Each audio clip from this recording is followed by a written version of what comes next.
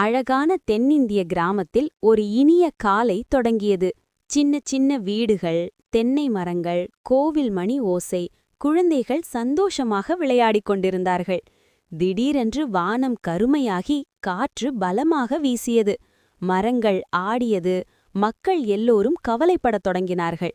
குழந்தைகள் ஒருவரை ஒருவர் பிடித்துக்கொண்டு பயந்தார்கள். அப்போது அவர்கள் கோவிலுக்குள் மெதுவாக சென்றார்கள். விளக்கேற்றி கைகளை கூப்பி மனதார பிரார்த்தனை செய்தார்கள். சுவாமியே சரணமையப்பா, முருகா சரணம் என்று நம்பிக்கையுடன் வேண்டினார்கள். அந்த பக்தியை கேட்ட ஆண்டவர் ஐயப்பன் தெய்வ ஒளியுடன் தோன்றி கிராமத்தை நோக்கி அமைதியாக ஆசீர்வாதம் செய்தார்.